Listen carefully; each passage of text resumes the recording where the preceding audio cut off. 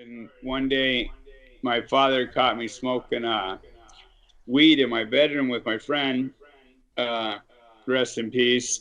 Like my whole crew's dead. You know what I mean? Like I'm one of the only ones that's still alive. But they my dad grabbed me by my hair. I was a little chubby kid with long hair, and he dragged me back to the bathroom, his bathroom, and he's all, "You want to get high? We'll get high." And he injected cocaine in my arm at 13 years old. You know what I mean? Man. For the first time, and Oh, it's the first time I You're ever good. told him that I loved him. Uh,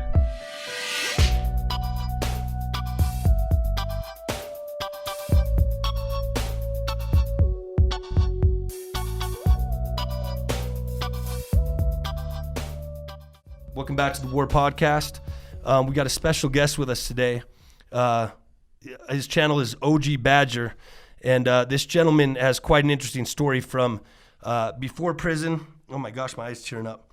Before prison, during prison, and he turned a 31-day jail sentence into a 20-year prison sentence, if I'm getting that correct, Badger. And of course, addiction is a big part of his story, and recovery is a big part of his story. So, without further ado, I'll introduce Badger. hey, good morning, fellas. good So morning, man. generally, I like to start any show that I do off with just for today. It's a book I like to read out of. Do you guys mind? No, Not at all. Hell yeah, I Okay, so I appreciate it. generally don't read the dates. I just spin the book and go left or right. And today it looks like I'll go with the left. Living with spiritual experiences for medallion medi- for mediation to be of the value, the results must show in our daily lives. Sorry, I just woke up and can't see very well. You're good. Basically, page 47. In working our program, we are given many indirect indications of a higher power's presence in our life. The clean feeling that comes to so many of us taking our fifth step, sense that we are finally on the right track. When we make amends, the satisfaction we get from helping another addict, mediation, however, occasionally brings us extraordinary indication of God's presence in our lives. These experiences do not mean we have become perfect or that we are cured. They are a taste given us of the source of our recovery by itself, reminding us of the true nature of the thing we are pursuing in Narcotics Anonymous, and encouraging us to continue walking our spiritual path. Such experience demonstrates in no uncertain terms that we have tapped a power far greater than our own, but how do we incorporate that extraordinary power in our ordinary lives? Our friends, our sponsor, and others in our communities may be more seasoned in spiritual matters than we are. If we ask, they can help us fit our spiritual experiences to the natural pattern of recovery and spiritual growth. Just for today, I will seek whatever answers I may need to understand my spiritual experience and incorporate them into my daily life. So I generally don't say the program because I say I leave the program out from the book that I read because I'm Right. a member of Alcoholics Anonymous. I love the readings from Narcotics Anonymous, and I'll go to any meeting realistically. You know what I mean? So it doesn't matter what program you find, as long as you find something that works for you. Is how I feel. Right. You know, Absolutely, man. my That's cool, man. That behaviors reminds started me of. long before I was an addict, though. You know, like my behaviors were poor long before home life was rough. Stepdad hated me, blah blah blah, wah wah wah. Right. So, but at a young age, I started smoking weed and drinking, the Pabst Blue Ribbon and the Mickey's Big Mouth. We'd throw them down at the pier and dive into the water and uh, dive for our beers. And, like that's what you did when you were 12 years old, in Yeah. Bullhead City, Arizona. That's where I was living at the time. So that was basically how it started. And one day, my father caught me smoking weed in my bedroom with my friend. Uh, rest in peace. Like my whole crew's dead. You know what I mean? Like I'm one of the only ones that's still alive. But they my dad grabbed me by my hair. I was a little chubby kid with long hair, and he dragged me back to the bathroom, his bathroom, and he's all, "You want to get high? We'll get high." And he injected cocaine in my arm at 13 years old. You know what I mean? Man. For the first time, and oh shit. And it's the first shoot. I mean, it's the first time I ever told him that I loved him. You know, it First time you ever told him you loved him was right after he had basically injected you with cocaine? Yeah, right. You know, as I'm running in and I'm throwing up in the toilet. Of course. You know, it was the first time I ever, you know, that day I told him I loved him. You know, like we hated each other. It was, but my behaviors, any attention that I could get, well, it was always negative attention unless it came from my grandmother, you know what I mean? Which, so basically I was like a grandma's boy, you know. It was always all bad, you know, like I'd wait up for him to come home from the bar just to get my ass kicked at night. He forgot to take the trash out, even though I know I took the trash out or whatever it was. Yep. So he sort of just disliked me, you know, and I spent a lot of time running away, foster care, blah, blah, blah. When was the first time you like left home from like to do that, ran away or went into foster care or whatever? Around 12.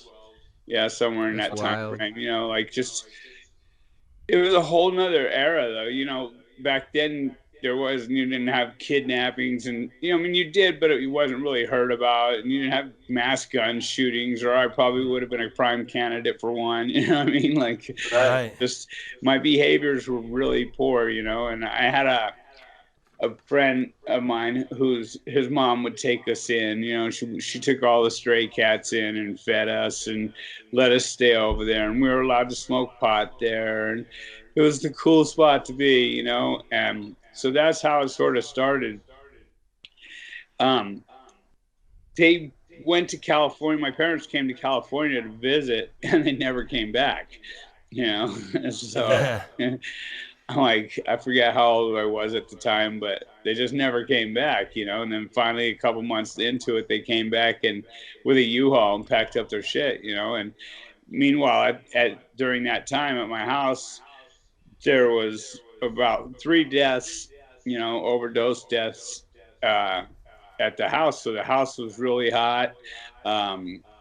It was bad. It was really bad, you know, like I still tried to maintain going to school, and because I thought that's what you did, you know what I mean? Like, and plus I didn't want to be with all my friends all day, right? So I remember one day we were eating Ludes, lemon 714s. Those of you can remember them. But, you know, the principal had pulled my sister's tube top down. You know what I mean? Like, you're not allowed to wear these, right? And she's just a little girl, you know, and it just threw her into embarrassment beyond recognition. And, you know, like, it came to her 2 brothers, me, my brother Gary, and told us, and I'm all looted out, you know what I mean? And we ran in the office, jumped the counter, and we just beat the bark off the principal of our school in Bullhead City, Arizona, at Mojave Junior High. And we went across the street to the casino arcade, and we just waited for the police, you know what I mean? Like, you knew they were coming. Yeah, first we beat the bark off them, bro. Yeah. Right. So, and they came over, and once we laid out the story, we were known in the city. It's a small town, you know what I mean? We were known as the Hill Brothers, you know. You already had a rap sheet. Yeah. So they just let us go. You know what I mean? They went over there and they arrested him. They didn't arrest us, you know what I mean? They gave us a ride to the house, and they arrested him for what he had done to my sister. Right. So the principal. Yeah. Wow. The principal. Yeah, the principal. So jumping forward, you know, I ended up coming to California, and wherever you go, there you are. You know what I mean? Yeah. So I brought me with me. So it was right back into the same scene, selling weed, And it all starts like that for us. And none of us think that we're going to do the things that we did. And and I'd been to juvenile hall a couple of times out here, similar halls, and I didn't want to go there again, man. It's a rough facility, you know what I mean? And I'm always hearing how LA County is way better. Everybody says the next place is better. You know what I mean? Yeah, grass is always greener. From county to prison's way better. You know what I mean? So, which is basically they were telling the truth. You know what I mean? It was. Yeah. Better from juvenile hall to, men's central was better than being at the halls. And then once you got to prison, you're like, this is better than being in the county. Yeah, if you have to be there. I took the tour, I got pulled over for driving on a suspended license, and the judge told me, I asked him, hey man, you can't cut me an OR. And he giggled and said, you got balls this big for asking. And he gave me an OR. Well, I got pulled over pulling out of the courthouse. So, here's another driving on his 14601. So I go back, and he's cool about it. He gives me 30 days. You know what I mean? Like, I had that coming, right? Absolutely. So at day 17, I had seen somebody in the halls that I knew from the streets, and I was like, hey, and he's like, oh, drugs. He's all getting, weirded out, right? And I'm like, all right, I ain't got nothing to you. You know what I mean? That's what I'm thinking. Yeah. And I had made a phone call that night, and I go, oh, guess who I just saw? And they told me, oh my God, he's there. He's busted for molesting his 9-month-old daughter and his 4-year-old daughter. And I'm like, what? So back then, the fellows were still on the line, they were still sleepers in the county jail. They weren't all slammed. And I went to one of them, and I told them what was up. And I didn't have any paperwork. You know what I mean? So I had opened my mouth when I shouldn't have opened my mouth. You know what I mean? I'm trying to be cool, trying to be part of, you know what I mean? When I had 3 days left to do, when really I should have just shut my mouth and went to my cell, and you know what I mean? So yeah. Anyway, they put something in my hand and told me take care of it and don't just hurt them, or it'll happen to you. That's basically how it played out. So I did what I was told, you know what I mean? And then 3 days left. 3 days left, 3 days to the house. Yeah, I was on day 17. You did 2/3 of your time back then. Right. So, and before this, mind you, I'd only been in a couple of fist fights. You know what I mean? I think I lost both of them. I'm not sure, but I'd only been in a couple of fist fights. So, I did what I was told, man. You know what I mean? Because I knew that if I didn't do what I was told, it would happen to me. So, on the day I'm supposed to be released, I'm called out and I'm taken down to booking front, and I'm given, the 187 charge. So I sat in the county jail for almost 3 years fighting this case, And so were you at Men's Central, like the one by Dodger Stadium? MCJ, yeah. Men's Central Jail, yeah. Old county jail. I've spent time, right across the street at the towers. The towers weren't there. Yeah. I've never been to the Central right there, but it's right there, same address, basically. Yeah, 407 Boucher Street, yeah. Yeah, Boucher, yeah. Just a couple blocks from Dodger Stadium. Now, HOJJ, which is the old Hall of Justice, was the other, central jail, at the time, Hall of Justice. So, that's how it started. And, then... So you're fighting it for 3 years. You don't beat it, obviously. No, so, okay, this is what happened. There was actually more than just me in on the case. There was somebody else helped me try to get rid of the body. We put him in the laundry cart, and he was pushing him. There was 3 of us involved. I'm not going to say what parts. Of course. So everybody played a part, right? So the first one to get pulled over is the one pushing the laundry cart to the elevators, because we're trying to get him to the elevators to let it go downstairs and whatever. Right. He's the first one to get busted because there was a lot of blood coming out. You know what I mean? There was a lot of blood. So Yeah, it was all bad. So then, Yeah. uh, he's the first one to get popped. So then they call everybody to chow. You know what I mean? Everybody had to walk to chow that night. So, and I'm trying to stay back with all my might. I'm the trustee. You know what I mean? I'm, little ball headed troublemaker. So I'm trying to stay back. And the sheriff said, "You heard me." I said, "Everybody to chow." I go, "I'm your trustee, man. Yeah. I don't give a heck. Everybody to chow, right?" Yeah. You can cuss, dude. You're good. You can cuss. Yeah. Okay. All right. Yeah. Yeah. Well, I try not to anyway, but No, I respect it. but I So you have to go to chow.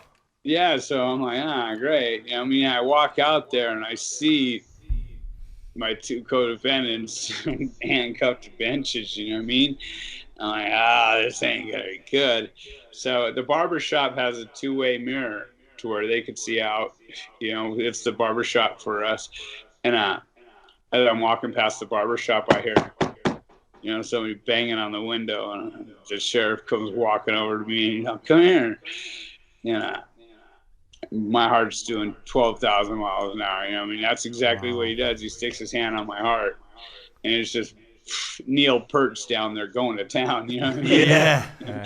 So he's all, "What's going on with you, youngster?" And I'm like, "I don't like messing with you guys in the hallways, man. It usually leads to a beat down." And he's all, "Nah, sit down." And I was like, "All right." So I knew, and we all got separated. We all went to different floors, so we couldn't communicate or anything. And that's where it started, man. And at that point, it didn't end there. You know what I mean? Because at that point, now I'm going to do everything ugly I can to keep people away from me. You know what I mean? I'm a little chubby kid. I remember a couple times people clown, "Ain't no joy like a big butt, boy." You know what I mean? And you said something like that to me, I was coming at you. You know what I mean? Yep. I was a 1%er. I always carried a knife.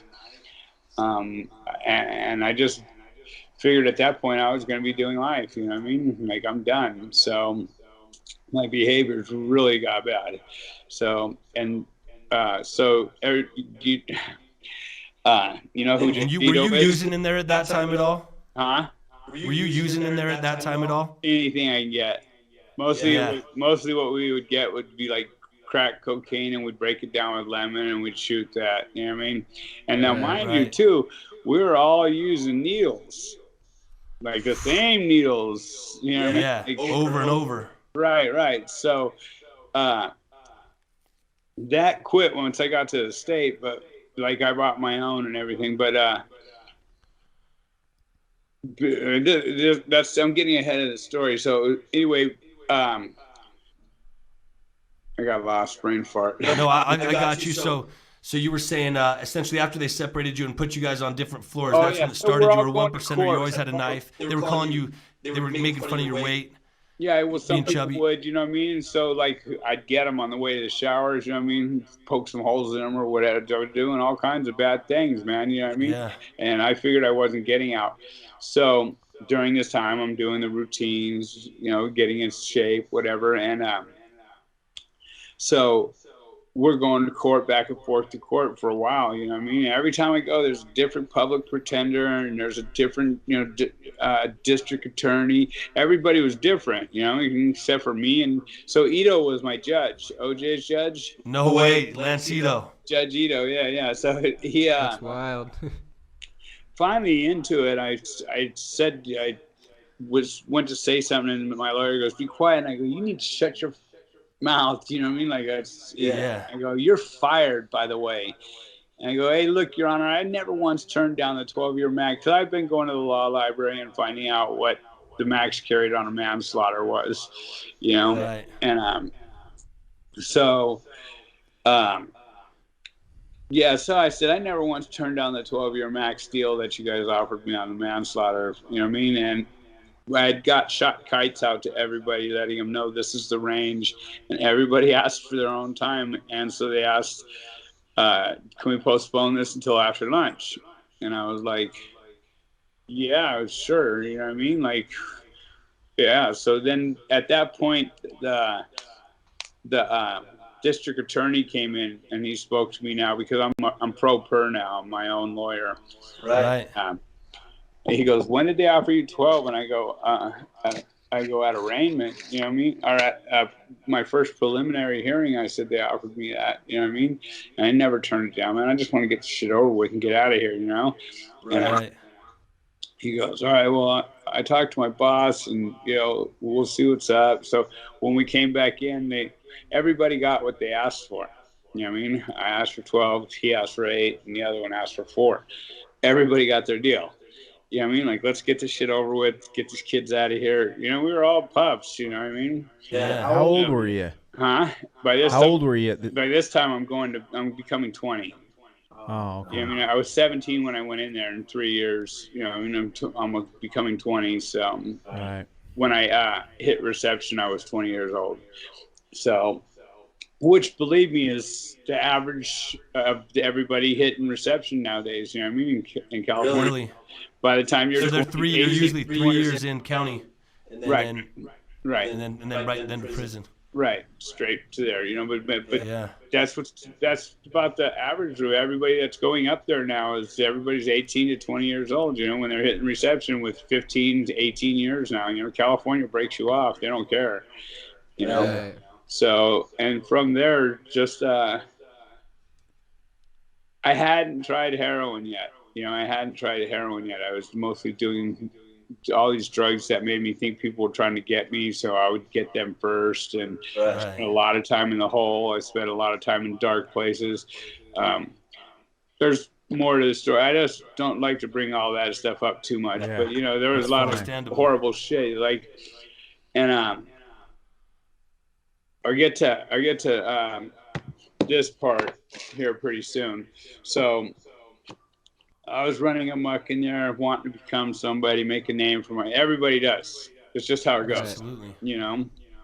There's certain things you need to do just to kind of get by. Yeah, just to get people to leave you alone, or you know, you shake hands, you fall in love with men that you may never see again because you go out to the yard one day and get into a riot and then you don't see them again, you know. So I got real used to just cutting off emotions, you know what I mean? Like, Right.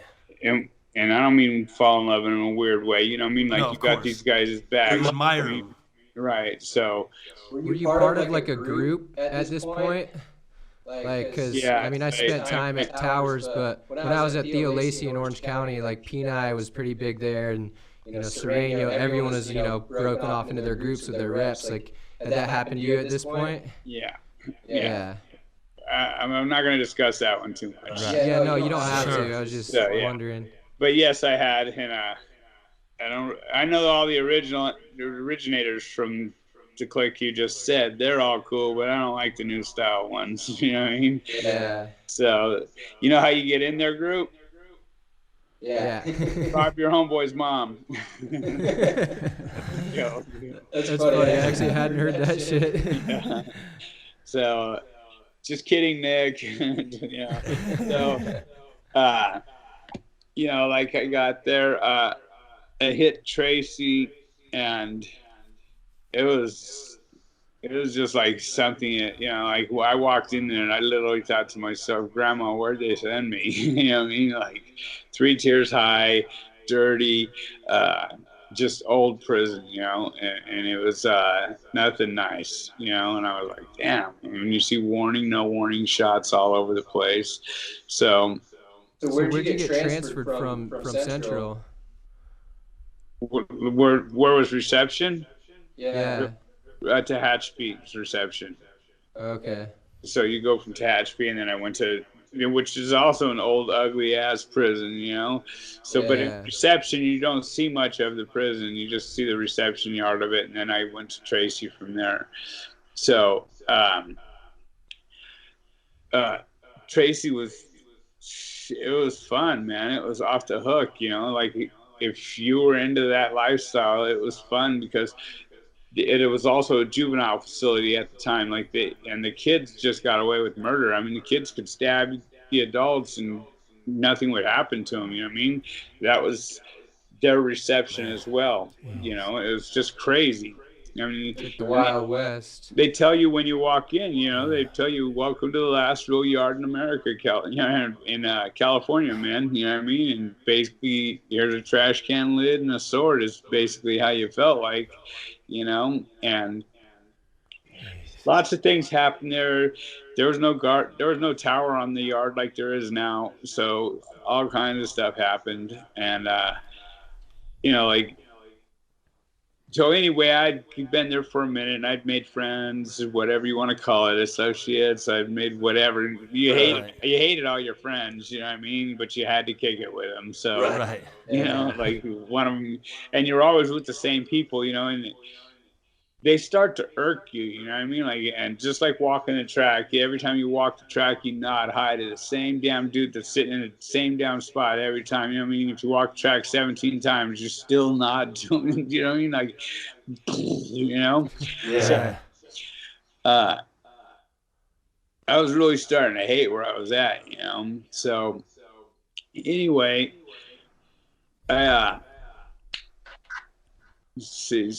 I witnessed a bunch of shit that I was like, man, I'm just gonna act as tough as I can be, even though some of the stuff that I did had made me sick. I did it just to keep people away from me. You know what I mean? Like to have that reputation, to have people stay away from me. Yeah. So, and you're still using it this time, whatever you can get. Yeah, whatever. Like I was a 1%. Like now they have, everywhere they have. Wands, they have metal detectors. None of that shit was going on back then. You know what I mean? No, none of that stuff was going on. So, jumping ahead, so I ended up making some moves and I got caught. You know what I mean? Like, so I ended up getting transferred to Corcoran. So I went to Corcoran SHU, and I was back there for a long time. You know what I mean? Like a long time. To me, a month is a long time, really. But I mean, a long time. Secure housing unit. So we're going to say I was back there for a few years. So, and nobody was writing me, no mail. Like I didn't have anybody doing anything. And so I had been. I remember Homeboy talking about Narcotics Anonymous was 6700 Van Nuys Boulevard, and for some reason the address registered in my head, and I wanted some mail, man. So I had wrote the central office, and that's the first mail that I had gotten in years. You know what I mean? Like they sent me a book, they sent me the pamphlet, like all paper stuff. You know what I mean? No hardback stuff because they couldn't even have that in the SHU. And that was my first mail. And that's where I started reading up on the program. You know what I mean? And by this time, I was already a wokenist. You know what I mean? Like, I've been studying wokenism, which is, you know what it is, right? No. So Odin's God, Odin, Thor, Loki, Freya, all the Norse, like the Norse gods. All the Norse gods, yeah. Okay. So I'd been studying all that, and that's where I was sort of stuck in a mindset, and so I was reading a lot of hearing the word God a lot in the book, and like, all right, it was one of the only mails that they were allowing me to keep, though. Like a lot of times they'll let you read your mail, and then you have to come out and it goes into your property. Right. So, or nowadays they put it on TV, and they put the TV in front of your cell. You read it, and they flip it over and finish reading it, and that's how you get your mail. Wow. So you don't get to physically touch your mail. So that's like Folsom B yard. That's any non-programming yard. And then so jumping ahead. I got a pen pal out of the deal or something, whatever the case was. And I thought, well, maybe if I ever do get out, and that if it weren't for the SHU, I don't think I would have gotten out. You know what I mean? Like, because I couldn't be getting. Because you weren't able to cause trouble there. Because you weren't able to because you couldn't cause trouble there as much. You know, he caused trouble, but yeah, he couldn't, just with the police, like I kept wanting to slip my cuffs and get this one cop, I mean, I just wanted to throw him over the tier so bad, I mean, like I told a story, like I would wait out there for mail all the time, even though I knew I had nothing coming. It's just what you do. It's your program. You get up, you stand there, mail call, you know what I mean? And I hated the dude, you know what I mean? You could see he was just short eyes for sure, you know what I mean? Like he probably went home and raped his daughter every day is what I could just imagine with this dude, And he hated me back for the charge he knew I was in there for, And yeah, it was bad, you know what I mean? Like, so one day he's all, what's the matter, Hill? You didn't get your mail? And I'm like, man, fuck, so I gave him the cuss out and everything, and a couple days later, maybe a week or two later, he walks past my cell, and then he steps back in front of my cell, and he has a envelope in his hand, and he asks for my last two, 55. And he slides it down to the door, right? He acts like he walks away, but he doesn't. He just takes a step forward. And I open the letter, and there's a big letter A, right? And he steps back and he goes, "There's your letter, punk." And I'm like, oh man. All right. So what's funny is a fan just sent me a letter. Oh, really? One of your YouTube fans? Yeah. Sent me some cool stuff with it, but he goes, just like, here's your letter, by the way. Letter. So I got a good chuckle out of that. But when I got out, I really just, everything had changed, man. Like, like nothing was the same, So I actually did start going to meetings like right away. You know what I mean? Because I didn't know anybody. Well, what happened was I went to GR and I tried to get on the food stamps and do all that stuff right. And they put me up on San Fernando Mission Motel. And I went there and you get a couple-week voucher, And I looked around, that part hadn't changed. The drugs were the same. The people were doing the same. Okay, so here's my first bout with heroin. So I'm at Tracy, and some big old black dude walks by, and he throws a bunch of balloons under my door, right? Hell no, you know what I mean? Like, I don't know what my celly's got going, but you don't let another race throw nothing in your cell, you know what I mean? Right. Like, so I kicked that shit out, and I'm like, hey, dude, what you know what I mean? Like, what are you trying to do here? Set me up? And he's like, my bad skin. He goes, that's for your celly, Well, then you give it to my celly. You know what I mean? You don't come by and sling shit under my door. Yeah. Right. So he brought him back and he gave him to my celly, whatever. And my celly broke me off a paper, and I remember that night I did that stuff, and I had the worst headache. I was throwing up all night, and I'm at the toilet just blowing, and I couldn't wait to do it again. You know what I mean? Yeah. Right then and there, I felt Straight addict thinking. that was my drug right there. You know what I mean? That got me all buku'd out, fucking thinking everyone's trying to get me. Yeah, I had a little throbbing headache out of it, but I couldn't wait to do it again because I wasn't thinking of nothing of the streets or anything. And wow.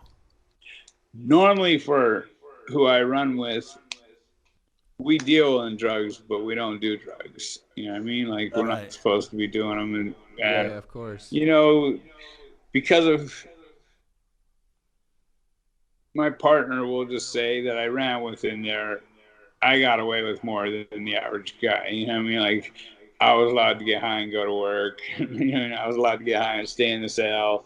And we all get high. Like, on certain days, you could get high and stay in your cell, get a pass to not come out on the yard. You know what I mean?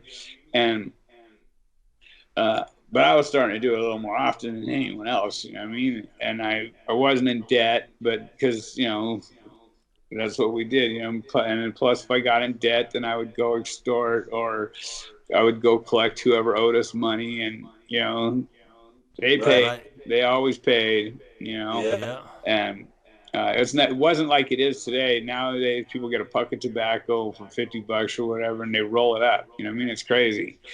So, yeah. So like, I really had nobody or nothing when I came out to the streets. You know, so I went. And did you come out a heroin addict? Like, were you? Did you come out still addicted to heroin? Like, were you using it that much that you were? So you came out and you needed a fix instantly, or first time of getting out, I got out. They took me to like Modesto. I forget what bus station it was. Anyway, so I bought dope from a hooker right away. While he's buying my ticket, I'm buying dope. And right. And she goes and tells the correctional officer, I'm in the bathroom fixing, right? And she tells the correctional officer, she goes, hey, that dude just bought dope from my friend, and he's in there getting high. They came in and kicked the door in and went directly back. I went back, internal possession. You know, another 90 days. So that's dark. Did that answer your question? I was still you. Yeah, absolutely. So the second time, I'm on high control parole, so my parole officer picks me up from when I get out and brings me back down. And mind you, he's a big old, probably 6'8" or something. I don't know, and I was pretty swole up at the time myself, but his shirt would have looked like a dress on me. You know what I mean? He was a big dude. And he drives me back, and he tells me, so some people got offended, but this is what he said. He goes, I understand you're a nigger-hating neo-Nazi. You know what I mean? And I'm like, thought to myself, I goes, so 420 Boucher Street? Like, I thought I was going right back, you know what I mean? Yeah. And he goes, don't worry about it, so am I. Right? So the dude's like, really? He's a spade, yeah. And whoa. I'm like, all right. He goes, I haven't seen a number this old in a long time, and I'm going to get you off parole. You know, like, yeah, you can have it today. So that's what I thought. You know what I mean? Like, I thought I wanted to give that number back. But I'm going to tell you guys, the day they took that number from me, I felt like I lost all identity. I had no idea if I was. You know what I mean? Now I'm just a lost soul with no number even, you know? Wow. So I ended up down here, I got into a bunch of shit down here at King because you bring yourself wherever you go, you know what I mean? So I started hanging out with people that I knew, you know, whatever, hooking up with whoever's getting out, blah, blah, blah. And I was doing some bad things, and it wasn't cool. So a partner of mine started blowing glass up in Bakersfield. I went to visit him, and I ended up moving up to Bakersfield, you know, and that's where I really got into the program. You know, I was at the time I went up there. I went out with my girl, the girl that I was dating at the time, and she, I became strung out. You know what I mean? Like she ended up dying on my chest. You know, man. We ended up eating some Klonopins and fixing. And she ended up dying on my chest. I woke up to her dead, and I boogied, called 911 after I boogied. You know what I mean? Like, because it's not like it was like it is today, but I didn't know that you can call and they don't do or anything, or, you know. Right. Either way, that's not going to look good with you on parole. Right. Well, no, I wasn't on parole at the time. So, because I stayed down here for almost the whole parole for the 4 years. You know what I mean? Okay, nice. So, and that's what you were meaning by the number, right? Like when you lost your number, is that that's when you came off parole? Yeah. So, well, I walked in. This is how that went. I walked in, and he got me off parole. You know what I mean? Like he's all, come here, Earl, I need to talk to you. And he had 3 other parole officers come behind me, right? And I had just started using. I stayed good the whole time, and I just started using. And they get behind me, and you know you're getting cuffed up when there's 3 more behind you, right? Right. So I was, he goes, hands against the wall. I go, well, you know, I was meaning to tell you. And he goes, hey, shut up. Don't say another word. He goes, hang on, I'll just fuck with you. Here's your card. And he sticks his card in my discharge card in my pocket. he goes, don't tell me nothing, man. Like, get out of here. And Yeah. Because I was like, yeah, I was just fixing to tell you, thinking maybe I could get a 30-day tryout or something, you know? So I went to Bakersfield. Wow, you guys, this is sort of messed up. I'm going to have to get flying here pretty soon to get to school. And I got so much more to say, too. Well, so what happened? Jump forward to how did your change of heart happen in that program? Okay, so like I hated every race, I hated everybody, I hated myself, I hated everything, you know what I mean? And I had ended up in the hospital with MRSA, and this white nurse, she just treated me like crap, right? And this black nurse came in there, and she was kind and loving to me, and you know what I mean? Like that opened my eyes to, hey, maybe not everybody's the way they say they are, you know what I mean? Like, so, and then I remember I went to a meeting one time, and I was high when I went to the meeting, but I didn't know where else to go, and I wanted to get off the open, you know what I mean? I went to a meeting, and there was this black guy named Larry, and he's shaking his head no at me, you know what I mean? Like, just like, this fucking dude, you know what I mean? And this guy had just offered to let me stay at his pad, right? So I had nowhere to go, so I'm staying at his pad, and I told him about this cat Larry. I go, you know, I think I'm going to get him next time I go. He goes, yeah, you are going to get him. He goes, you're going to hug that dude the next 20 times you see him. I'm like, yeah. I'm going to hug him? I just told you I'm going to beat his ass, bro. You know what I mean? He goes, no, you're going to hug him the next 20 times you see him, where you can grab your shit and go. And, you know, like, wow. I ain't got many options, you know what I mean? Bakersfield's hot, so the first time I seen him, I remember I was like, hey, what's up, Larry? You know what I mean? Like, you know, but so now, mind you, I'm hugging him like 10 times in a row, right? Every time I see him. So I think it was 10 was the original deal. We negotiated down at 10 times I would hug him. After the 10 times, every time I show up to the meeting, he'd be like, he'd come running to me, hey, what's up? Give me up, right? So we're stuck at this point. Now we're just hugging pals, you know what I mean? So Right. it was like, all right, man, maybe not everyone's the way, you know what I mean? Like, so I don't know. The program it's changed my life completely, you know what I mean? Like, just, they call it brainwashing. Well, scrub mine twice, you know what I mean? Like, I have to get up in the morning and I have to hit this, you know what I mean? I have to hit my knees, and I go to Alcoholics Anonymous, and I love the third step prayer, man. You know, asking to be relieved of the bondage of self on a daily basis is what, every time I start to get pissed off out there, I have to stop and do that, man. If I can't get the whole prayer out, I'm just like, relieve me of the bondage of self, you know what I mean? Like, immediately, you know? And I thought, well, why would I join the program and not work the steps? That's like joining a gang and not picking up a knife, right? You know, so that's how I looked at it. It's a mistake a lot of people make, for sure. Like, they'll go to meetings and then not actually do the steps. So that's 80% of them, 90% of them, right? So I got in with a group that they work the steps vigorously. You know what I mean? Like, within 6 weeks, you should be done with the steps. And that's where the flip came, you know what I mean? That's where the eye-opening and opening of the heart, you know what I mean? That's where everything came from there, was working the steps. And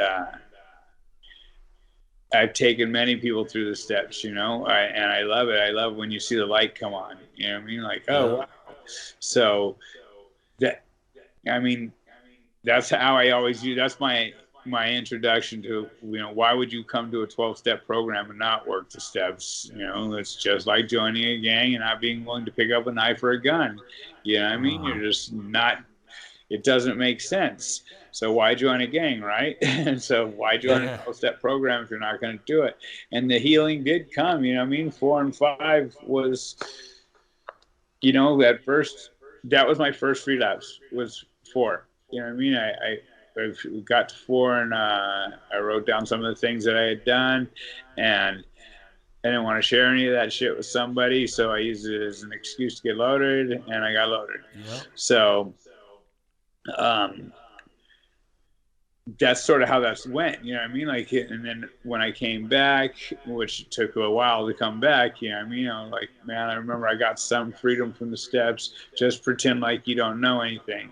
But I did, and I came back like I knew everything, and it was so hard to get the second time. You get what I'm saying? It was so hard to get the second time, you know what I mean? Because I know everything. You know what I mean? Like, you haven't taught me that, you know what I mean? Like, it was so hard to get that back.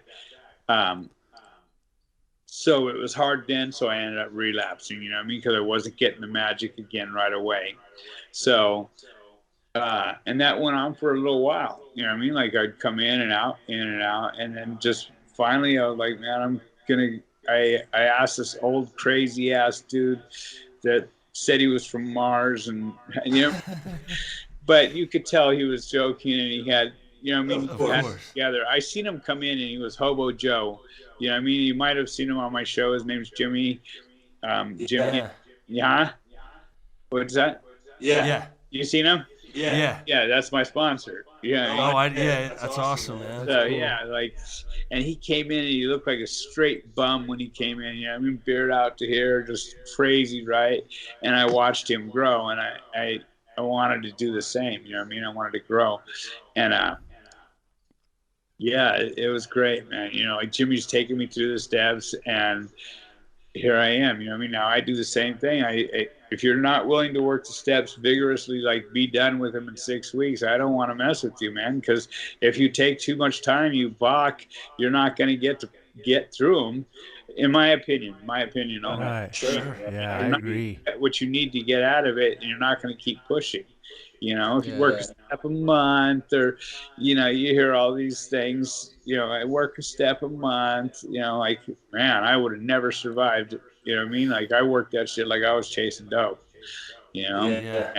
Well, you need to hit it with that same fire. And if you take too long, like, you're not going to later on be hitting it with that same fire that you do 1 and 2. Now you got a car now, you know what I mean? You know, right. You're not desperate, right? You know, so yeah, you're like, steps, yeah, I started those. So yeah, I believe just need to get on top of them, you know, and that's where I'm at with it. You know, I hell yeah.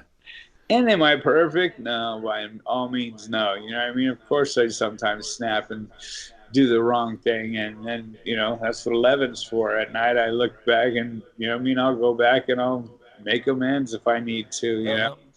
So, I really wanted to spend more time on discussing, you know, more of the book with you guys, but hey, if you're up for a part 2, Badger, I know you got to go, but if you're up for a part 2, you know, at some point, absolutely, we'd love to pick back anytime up there. you're ready, yeah.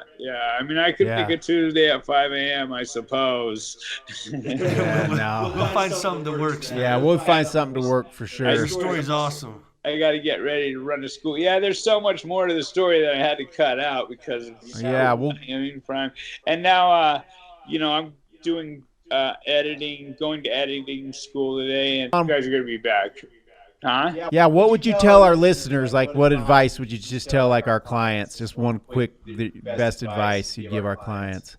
Like one thing we do sometimes is like a challenge that we give people. So it's like, you know, one of the challenges we received is recovery. Yeah, recovery. Yeah, people start in recovery. People want to get sober. Like, what's a challenge you'd give them? Same thing. Why would you pick up a 12-step book if you're not going to work the steps, man? Why? You know what I mean? Yeah. Like, if you don't take a chance and find out that you can get some freedom out of it, that's all we're all looking for, is to feel something in here, to fill that void. Exactly. You know what I mean? Some kind of freedom. So I would tell them, why bother coming to a meeting if you're not, you know, granted, come to the meetings until you feel the drive to want to feel better. You'll sit in that pain until you no longer want to sit in that pain. You know what I mean? And if you want to get out of that pain, we have, you know what I mean, 12 steps to show you how to get out of that. You know what I mean? Right. So find somebody that would work the steps with you vigorously. Don't sit on them. Get in them. Get going through them. Do them the old way. Do them directly out of the book. You know what I mean? That's a good one, man. Don't let them put their own spin on it, because it's not in the book. Yeah. Work them just out of the book, and work them vigorously and quickly. So that would be the advice I'd have. Thanks, man. Appreciate that, man. We'll get back at you. We'll get back at you soon. Okay, yeah. So anytime, guys, you know what I mean? Like, I love to spread the word of this too, especially. So Absolutely. Right. Absolutely. Yeah, we look forward to it. Thanks, Badger. Hey, thank you guys. Yeah, thanks, Badger. Okay, brother.